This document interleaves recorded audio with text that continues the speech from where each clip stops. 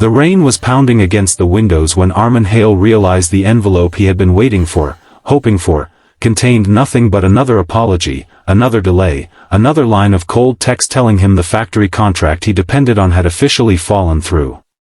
His hands trembled as he pressed the heels of his palms against his eyes, trying to steady his breath. Down the hallway, in the dim light of their modest two-room apartment, his 8-year-old daughter Myra slept curled against her favorite pillow, unaware that by morning her father would have to choose between paying rent or buying groceries. Armin stared at the peeling paint on the wall, feeling the crushing weight of helplessness. There were moments in life that broke a person quietly, this was one of them. And as thunder cracked across the sky, fate was preparing to place someone unexpected on the other side of Armin's door, someone whose presence would shift everything he thought he knew about hardship, love, and miracles hidden beneath shattered circumstances.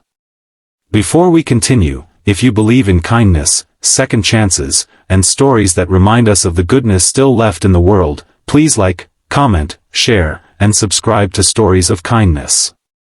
Your support helps us bring more heartfelt stories to you. Armin was a man of worn edges and unspoken grief. Once, he had been a dreamer, working double shifts and saving for a small cafe he hoped to open with his wife, Ariba. But life, unpredictable and merciless, took Ariba away during childbirth and left him with a fragile newborn and a heart full of guilt. He never blamed Myra, not once, but the dreams he once held slipped from his fingers like sand. Now he worked at a small auto repair stall, struggling to make ends meet, every day blurring into the next. Their home sat at the edge of a bustling neighborhood, cramped but steady, a place where hope flickered faintly. On that storm-soaked evening, as thunder rolled low, Armin placed a trembling hand on his forehead, whispering to himself that he needed to find a way, any way, to bring in extra income. It was then his eyes landed on the small board leaning against the wall, room for rent, affordable. He had made it weeks earlier but never gathered the courage to place it outside. The idea of sharing their tiny home with a stranger unnerved him, but desperation had a way of pushing men beyond their comfort. He grabbed the board, stepped into his sandals, and hurried downstairs, planting it beneath the flickering street lamp. He didn't expect anyone to knock that same night. But just past midnight, a soft, hesitant knock echoed through the apartment. Armin, still awake, shuffled to the door, heart thudding. On the other side stood a young woman, drenched, shivering, clutching a small duffel bag to her chest. Her long dark hair clung to her cheeks, and through the soaked shawl wrapped around her, he could see unmistakably that she was heavily pregnant. Her eyes, large, frightened, exhausted, met his with a plea so raw it struck him silent. "My name is Serena," she whispered. "I saw your sign. Is the room still available?"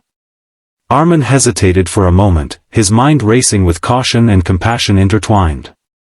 She looked barely in her 20s, alone, vulnerable. Something in her expression, something fragile and bruised, stirred the part of him that remembered watching his wife struggle, remembered holding both fear and hope in his trembling hands. He stepped aside gently, allowing her to enter. The small guest room had never looked so inadequate. Still, Serena smiled faintly when she saw the tidy bed and the warm light. She thanked him quietly and placed her bag on the floor. Armin offered her a towel, a warm cup of tea, and the assurance that she could stay at a very low cost until she found her footing. She nodded gratefully but didn't speak much. There was an air of secrecy around her, as if every word she held back protected her from something dangerous. Over the next few days, Serena's presence brought a strange warmth into their home. She cooked small meals, helped Myra with homework, and insisted on cleaning even though Armin told her she didn't have to.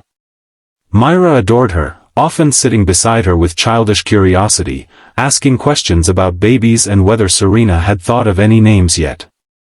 Serena would laugh softly, though her laughter sometimes broke into sighs, and promised that Myra would be the first to know when she decided. But Armin couldn't shake the feeling that Serena carried a heavy story behind her silence. At night, he sometimes heard her quietly crying. Once, When he accidentally caught a glimpse of her documents while helping move her bag, he noticed that several papers were missing names or torn at the edges.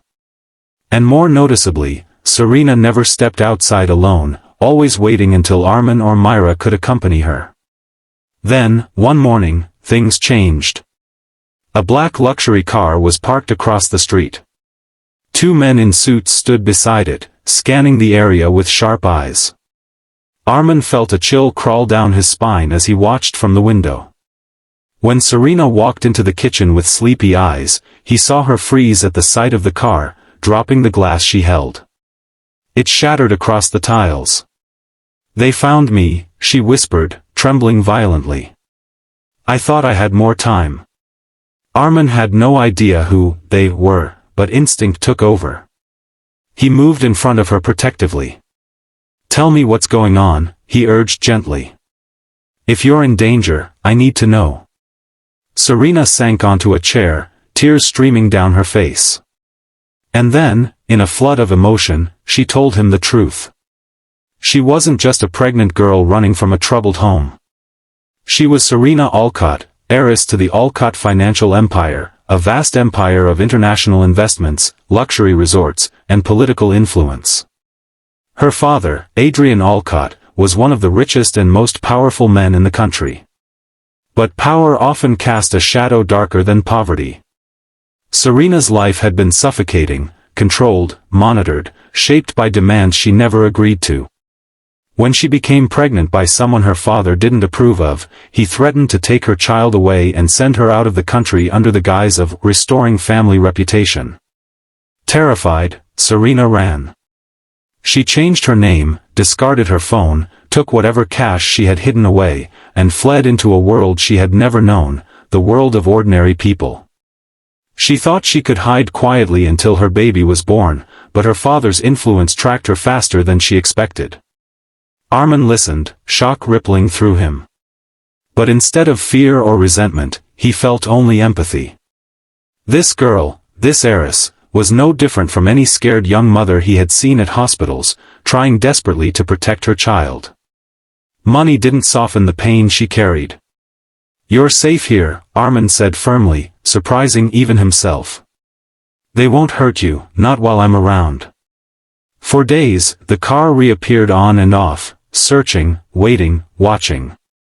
Armin adjusted his schedule, escorting Serena to hospital checkups, shielding her from suspicious eyes, and staying alert for any sign of danger.